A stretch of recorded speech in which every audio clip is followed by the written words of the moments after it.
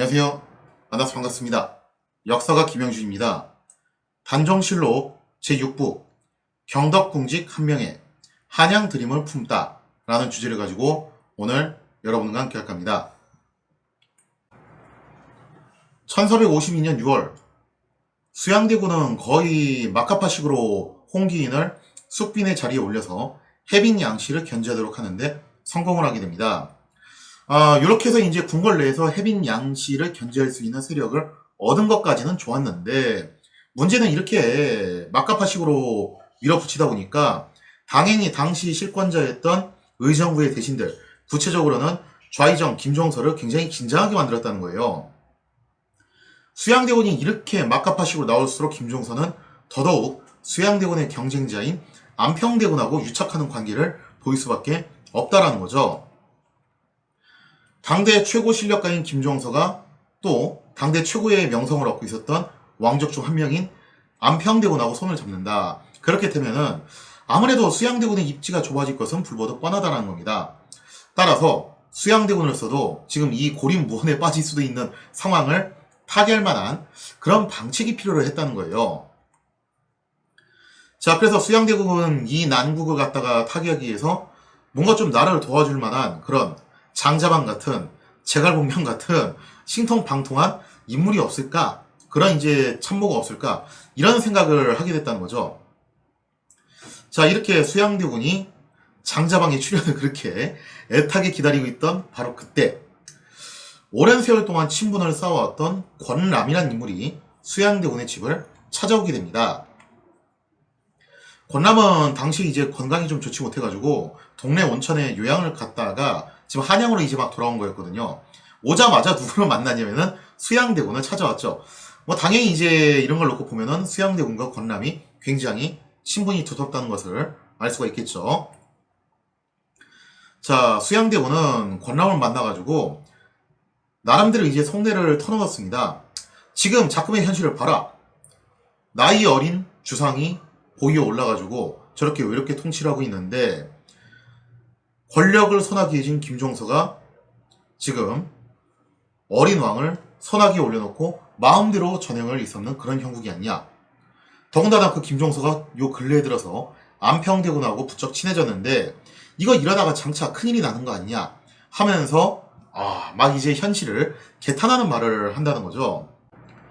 그러자 권람이 수양대군의 말을 들으면서 뭐라고 얘기를 하냐면은 지금 대군께서 갑갑해 하시는 것은 제가 잘 알겠습니다.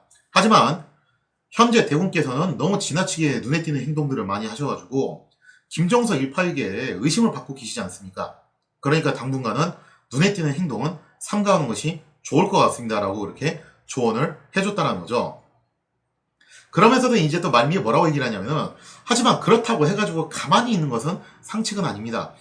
대장부로서 이렇게 천하가 혼란에 빠질 수 있는 위기 상황에서 가만히 있기만 한다면은 그거야말로 이 종묘사직과 백성들에게 죄를 짓는 거 아니겠습니까? 구국의 결단은 언젠간 내리셔야 됩니다 하면서 이렇게 의미심장한 말을 갖다 또 남겼다라는 거죠. 권람의 의중을 확인한 수양대군은 회심의 미소를 지으면서 속내를 본격적으로 털어놓습니다. 이 권람은 확실하게 믿어도 좋다라고 생각했던 모양이에요. 자, 그래서 이제 수양대군은 뭐라고 얘기를 하냐. 지금 안평대군이 김종서 일파하고 손을 잡고서 역심을 품은 지가 이미 오래다. 조만간 이 음험한 무리들이 조정을 장악하게 된다면은 결국 세상이 뒤집어질 게 뻔한데 나는 이것만 생각하면은 밤에 잠도 오지 않고 밥을 먹어도 먹은 것 같지가 않다. 이거 어떻게 하면 좋겠냐라는 거예요.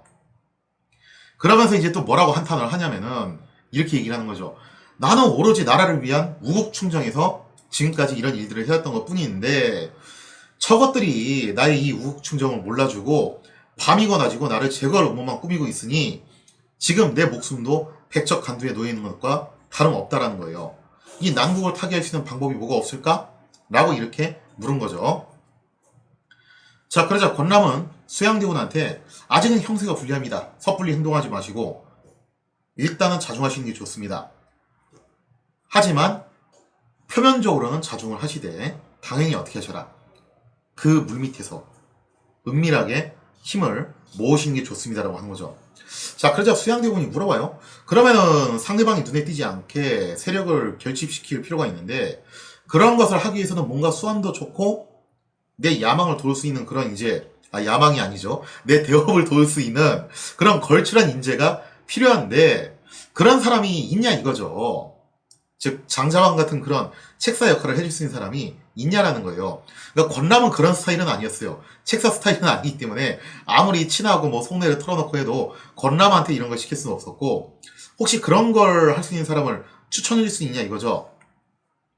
수양대군의 질문에 권람은 기다렸다는 듯이 뭐라고 답하냐면은 자신의 친구인 한명회가 그러한 일을 할 수 있는 적임자다라고 답변을 했다라는 거죠. 자, 그렇다면 여기서 갑자기 톡 튀어나온 한명회는 도대체 누구인가? 라는 얘기를 하기가 없어서 먼저 권람에 대한 이야기를 할 필요가 있죠. 이 권람은 개국 초기 대유학자였던 권근의 손자예요. 권근은 엄밀히 말하면 개국공신은 아니죠. 이 사람은 이제 개국 당시에 정도전한테 반대파로 분류가 돼가지고 찍혔던 사람인데, 나중에 그래도 이제 회유 정책을 해가지고 포섭을 해가지고 들어왔던 사람이었고, 하륜도 비슷한 케이스죠. 그래서 권근과 하륜은 결국 태종 이방원 라인을 타가지고 나중에 이제 정난 공신으로 올라왔던 인물이잖아요. 어쨌든 간에 개국 초기의 대유학자이자 나름 또 이제 태종 시절에 공신의 반열에 올랐던 사람이기 때문에 그 손자인 권근은 그야말로 뼈대 있는 명문 가문의 금수저 출신이라고 볼 수가 있겠습니다. 남부러울 거 없는 그런 집안에서 태어났는데, 이 권람한테는 어린 시절 한 가지 고민거리가 있었어요. 그게 뭐였냐면은 권람의 부친이었던 권제가 굉장히 첩을 총애를 했대요. 그러면서 이제 친모인 어머니를 박대하는 모습을 보여주니까 결국에는 참다 못하는 권람이 부친에게 한바탕 항의를 한 일이 있었다는 거죠. 자, 이렇게 해서 권람이 아버지한테 항의를 하자 아버지인 권제는 아들의 그 항의를 갖다가 받아준 게 아니라 역정을 낸 거죠. 이 자식이 어딜 감히 아버지의 로맨스를 방해를 해? 나가 이 자식아! 그래서 결국에는 권람은 그 길로 집을 나와가지고 산천을 유람하면서 그냥 한량처럼 인생을 사는 것으로 시름을 달랬다라고 합니다. 이처럼 권람은 세상에 나가서 출세하고자 하는 의욕이 별로 없었어요. 그러니까 충분히 그럴 수 있는 사람인데 그런 의욕이 없는 거죠. 이것도 참 신기한 거죠, 어떻게 보면은. 하지만 권람은 명문 가문 출신인데다가 어릴 때부터 굉장히 총명하기로 소문이 나가지고 그 학식을 이미 당대 사람들한테 인정을 받았습니다. 그래서 당대 사람들은 권람을 두고서 백의 재상, 무슨 얘기냐면은 관복을 안 입었을 뿐이지 사실상 재상의 반열에 올라갈 수 있을 정도로 아주 유능한 인재다라고 하면서 당대 최고의 유망주로 평가를 받았다는 거죠. 이렇게 권람이 사실상 백수로 지내면서 세월을 보내고 있을 때 만났던 사람이 있는데, 그게 누구였냐면은 정말 운명적인 만남이었죠. 그 사람이 바로 한명회였다는 거예요. 자, 그렇다면 이 한명회는 누구인가? 한명회의 조부는 한상질이라는 사람이 있는데, 이 한상질이 뭐 했던 사람이냐면은 조선이 개국될 당시에 명예 사신으로 가가지고 조선이랑 국호를 승인받고 온 사람입니다. 태조실록에서도 한번 언급을 했었는데 바로 그 인물이에요. 그러다 보니까 한상질의 그 자손인 한명이 또한 명문 가문의 일원이라는 거예요. 여기도 금수저예요. 그래서 드라마나 사극에서는 한명이가 뭔가 좀 가난한 집안 출신처럼 그렇게 묘사를 하는 경향이 있는데 절대 안 그렇고 엄연히 금수저 출신입니다. 하지만 불행하게도 한명이가 너무 유명한 이야기죠. 7달 만에 태어나는 바람에 사람의 형체를 제대로 갖추지 못한 그런 이제 칠삭둥이의 운명을 타고 태어났다고 하죠. 너무도 유명한 칠삭둥이 한명회. 이게 오늘날 기술로는 뭐 당연히 칠삭둥이 살릴 수 있죠. 하지만 당시 기술로는 이 칠삭둥이가 생존할 확률은 거의 없어요. 그래서 한명회의 부모는 사실상 한명회가 이건 뭐 살기 힘들겠다라고 생각하고서 거의 뭐 이제 생존을 포기를 했다라는 거죠. 하지만 한명회의 유모였던 여종이 여기서 또 묘하게 모성애를 발휘를 해가지고 그야말로 열과 성을 다해서 한명회를 보살폈다라고 해요. 그랬더니 놀랍게도 한명회는 죽지 않고 무럭무럭 자라났다라고 합니다. 그래서 뭐 영화 관상뿐만 아니라 옛날에 이제 나온 수많은 드라마에서도 이 한명회가 굉장히 기이한 외모를 가지고 있는 것으로 묘사를 많이 해요. 그러니까 가장 이제 유명한 게 이제 배우 중에서도 이덕화 선생님이 한명회 연기를 갖다 한 적이 있었거든요. 그때 막 인조 모양으로 귀를 이그러진 걸 갖다 만들어가지고 붙이고서 그렇게 열연을 하시기도 했었는데, 그래서 한명희가 이 칠삭둥이라는 것 때문에 굉장히 외모가 좀 특이했을 것이다 라는 그런 이제 인식이 있는데, 그거는 사실은 편견입니다. 왜냐면은 한명희 집안 자체가 원래 대대손손 미남 미녀가 많이 나온 집안으로 유명해요. 유전자가 좀 그렇고, 그리고 한명희에 대해서 실록의 기록에서도 키도 굉장히 크고 인물도 훤했다라고 나와 있지, 절대 한명희가 인물이 없었다, 뭔가 또 체구도 왜소했다, 그런 얘기는 없습니다. 오히려 한명희가 체격도 좋았고 나름 또 이제 활솜씨도 꽤 익히고 그랬던 인물이에요. 그래서 뭐 영화나 사극에서 표현하는 그런 한명희의 모습은 어디까지나 작가적 상상력이 동원된 거고, 실제 역사 속의 한명희는 그렇지 않았다는 거죠. 근데 이런 거 놓고 보면 어떻게 보면 대단한 거죠. 이것도 나름대로 운명을 타고난 게 아닌가라는 생각이 들어요. 칠삭둥이 자체가 당대는 살아남기 힘든 그런 건데, 여기서 이렇게 살아남았을 뿐만 아니라 표준 이상의 피지컬을 갖고서 이렇게 인생을 살게 됐다는 것 자체가 뭔가 참 타고난 운명이 좀 남다르지 않았을까라는 생각을 해볼 법도 하죠. 자, 이렇게 해서 천신만고 끝에 태어난 한명희였지만 그의 인생은 그 후로도 그다지 순탄치는 않았습니다. 왜냐면 한명희가 어려서부터 일찍 부모를 잃어버렸어요. 고아가 됐죠. 아무리 금수저라고 하더라도 그때나 지금이나 어릴 적에 너무 일찍 아버지가 돌아가신다, 혹은 부모가 싹 다 돌아가셨다 하면은 굉장히 힘들어져요. 그래서 결국에는 한명희는 작은아버지 집에 얹혀 사는 신세가 되고 말았다는 거죠. 좀 눈칫밥 먹으면서 살게 되는 건데요. 자, 그래도 한명희는 세상에 나가서 뜻을 펼쳐보고 싶은 야망이 굉장히 컸습니다. 이거는 권남하고 정반대죠. 그래서 과거를 봤는데 왜 그런 말 있잖아요. 공부머리하고 일머리가 좀 다르다고. 공부를 잘하는 사람이 꼭 일을 잘한다는 보장이 없다. 그 두 개가 좀 서로 다르다. 저는 이거 군대 가서 정말 많이 느꼈거든요. 그래서 소위 말해서 이제 명문 스카이 출신 사람들이 군대 와가지고 의외로 일 처리 능력이 좀 좋지 않은 경우를 본 적이 좀 있어요. 뭐 항상 그렇다는 건 아닌데 그런 경우를 좀 이제 본 적이 종종 있어가지고, 야, 이게 진짜 공부머리하고 일머리가 좀 다른 건가, 그런 생각이 좀 들긴 들더라고요. 근데 한명희가 전형적인 그런 케이스였던 것 같아요. 한명희라고 하면은 우리가 당대 최고의 책사라는 이미지가 있잖아요. 그런데 놀랍게도 한명희는 번번이 과거 시험에서 낙방의 고배를 마친 인물이었다는 거죠. 사례로 보면 이렇습니다. 어머니, 이 씨가 임신한 지 7달 만에 한명희를 낳았는데 배 위에 검은 점이 있어 그 모양이 태성과 두성과 같았다. 그러니까 북두칠성 모양의 검은 점이 배 위에 있었다는 거죠. 뭔가 태어날 때부터 좀 신기하게 태어났던 모양이에요. 일찍이 어버이를 여의고 가난하여 스스로 떨쳐 일어나지 못하였으며, 자, 그래서 여기서 가난하다는 구절 때문에 뭔가 좀 집이 한미하다는 인식이 있는데 그건 아닙니다. 명문 가문인데 부모를 갖다 좀 일찍 잃었기 때문에 고아가 돼가지고 작은아버지 댁에 얹혀 사는 신세가 돼서 좀 눈칫밥을 먹고 자랐다는 뜻이에요, 이게. 글을 읽어 잠옷 얻은 바가 있었으나 진짜 가난했으면 글 공부할 여유도 없었겠죠. 자, 어쨌든 공부를 하기는 했는데 이게 좀 체질이 아니었는지 여러 번 과거에 합격하지 못하였다고 돼 있죠. 확실히 공부머리는 아니었다. 이처럼 권람이 세상을 등진 자라면은 한명희는 세상으로부터 인정을 받지 못한 자죠. 하지만 두 사람 다 공통적으로 금수저 출신이라는 점, 그리고 또 하나는 뭐냐면은 현재로서는 둘 다 백수라는 점, 이게 또 묘한 공통점이었던 것 같아요. 그래서 이런 공통점 때문인지 이 두 사람이 첫 만남을 가진 이후에 굉장히 급속도로 친해지게 됩니다. 그러면서 평생에 걸쳐서 중마고우로 지내게 되는데요. 자, 사료에 보면은 이렇게 써 있습니다.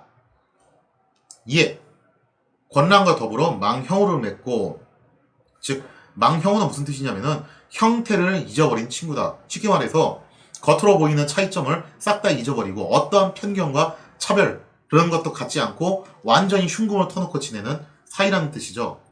아름다운 산이나 수려한 물이 있다는 말을 들으면 문득 함께 가서 구경하고 간혹 해를 마치도록 돌아올 줄 몰랐다. 그래서 권랑과 한명희는 서로 친구가 돼서 명산대첩을 유람하면서 젊은 시절을 이렇게 유유자적하게 보냈는데, 이거 자체가 사실은 금수저라는 뜻이죠. 만약에 진짜 가난했으면 이걸 어떻게 해요. 지금 당장 생업전선에 들어가도 모자를 파네. 자, 그렇게 유유자적하게 20대를 보내다가 30이 넘어서야 마음을 다시 잡고 그래도 우리가 과거를 보고 관직에 올라가야지 되지 않겠냐. 나름 명문 집안 자제들인데 그래야지 좀 체면이 서지 않겠냐. 그래서 이제 다시 과거에 도전을 하기로 결심을 했다는 겁니다. 본래 유망주였던 권남, 당연히 유망주답게 한 큐의 과거에 합격을 하게 됩니다. 근데 문제는 한명희는 역시 공부머리가 아니었는지 이번에도 낙방을 하게 돼요. 그러면서 한명희는 굉장히 마음이 조급해졌다는 거죠. 야, 이거 큰일 났다. 이대로 가다가는 나이 40이 넘어서도 백수가 되게 생겼다. 그래서 이 천하의 한명희가 결국에는 어떤 결정을 내리냐면은 자존심이고 뭐고 싹 다 버리고 음서를 통해서 관직에 진출하기로 결심을 하게 되죠. 음서가 뭡니까? 조상의 공덕을 통해서 쉽게 말해서 백으로 관직에 진출하는 방식이잖아요. 앞서 설명을 해드렸다시피 한명희 집안 자체는 명문 가문이었어요. 그렇기 때문에 음서로 관직에 진출하는 것에는 큰 문제가 없었죠. 하지만 중요한 게 이겁니다. 이거는 우리나라 현재 교과서에도 기술되는 내용인데 고려시대 음서하고 조선시대 음서의 차이점이 뭐냐면요. 둘 다 이제 조상의 공덕, 즉 백으로 이제 관직에 진출하는 낙하산이다라는 공통점은 있어요. 근데 고려시대의 음서는 일종의 자랑거리였습니다. 그만큼 우리 집안 가문이 대단하다. 그런 위세를 갖다 보일 수 있는 하나의 수단으로서 활용이 됐다는 거예요. 그에 비해서 조선시대의 음서는 사회적인 통념상 어떤 식으로 이미지가 왔냐면은, 야, 쟤는 얼마나 그렇게 공부를 못했으면은 백으로 저렇게 들어오냐. 아유, 저 한심한 놈. 야, 쟤하고 놀지 마. 이거 왕따하는 게 굉장히 좋은 방법이라는 거예요.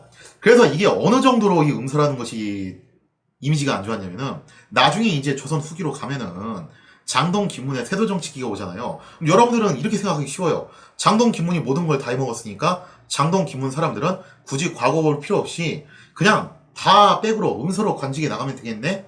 천만의 말씀. 이 시대에도 이 음서라는 것은 이미지가 그렇게 좋지 않았기 때문에 조선 후기에 이런 명문가 사람들도요. 음서로 종종 나간 사람들이 있었어요. 근데 음서로 관직에 나가면은 승진이 한계가 있는데다가 그렇게 좋은 요직에도 잘 못 들어갑니다. 그래서 음서가 어떤 식으로 활용이 되냐면 조선 후기에는 일종의 인턴십 개념으로 활용이 돼요. 그래서 명문가 자제들이 일단 음서로 관직에 나가서 인턴십 과정을 거치는 거죠. 그리고 난 다음에 결국에는 과거 시험을 봅니다. 최종적으로 과거 시험을 봐가지고 합격을 해가지고 출세 코스로 가는 그런 방식으로 갔다라는 거예요. 자, 이렇게 해서 한명희가 음서를 통해서 관직에 진출을 했으니 당연히 뭐 좋은 곳에 들어가긴 글렀죠. 그냥 하여튼 뭐라도 미간 말치기라도 해보자라는 그런 절박한 심정이 했던 건데 이때 한명희가 받은 자리는 경덕궁직이었습니다. 즉 경덕궁을 관리하는 관리직인데 여기서 경덕궁이라고 하면은 뭔가 좀 그럴싸한 궁궐에서 일하는 그런 관리직인가? 뭐 요즘식으로 따지자면은 하계사 같은 건가? 이렇게 생각하기 쉽지만 사실은요. 경덕궁은 이름은 궁궐인데 이게 뭐냐면은 태조가 원래 고려의 신하였잖아요. 그래서 개경에서 관료 생활을 했었죠.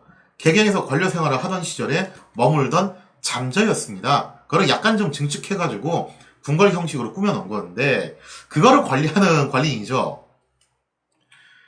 그 누구보다도 야심이 컸던 한명희. 당연하게도 이 경덕궁직이라는 자리가 성에 찰 리가 없어요. 더군다나 이 안에서도 또 차별을 받습니다. 걸핏하면은 한명희가 음서 출신이라는 점 때문에 직장 동료들한테 따돌림 무시를 당하게 됐다는 거예요. 그러다 보니까 한명희가 여기서 당연하게도 자존심이 어마어마한 상처를 입게 된다는 거죠. 나한테 천하의 일을 맡긴다면 나는 이걸 순식간에 처리할 수 있는데 내가 겨우 이런 경덕궁직에 머물면서 저 가짜는 놈들한테 무시나 당해야 되다니 참을 수 없다 하면서 이제 부글부글 끓어오르는 거죠. 자, 결국 경덕궁직이 성이 차지 않았던 한명희는 자리를 박차고 나가서 무작정 한양으로 떠나게 됩니다. 이렇게 되면서 한명희는 역사 무대에 풍운의 첫 일보를 내딛게 되었다는 거죠. 자, 지금 현재 수양대군은 자신을 도와서 대업을 완수해줄 그런 장자방 같은 책사를 원하고 있었고 한명희는 자신의 이 능력을 제대로 써먹어줄 그런 야심 있는 주군을 원하고 있었다는 거예요. 두 사람이 만나기만 하면 되는 거거든요. 그리고 공교롭게도 이 둘 사이에는 양쪽 다 친분이 있는 사람이 있는데 그 사람이 바로 권람이라는 겁니다. 이제 수양대군과 한명희가 만나는 것은 사실상 시간 문제죠. 과연 수양대군과 한명희는 서로 손을 잡고서 멋지게 한 팀을 구성할 수 있을 것인가? 거기에 대한 이야기는 다음 시간에 이어서 계속하도록 하겠습니다.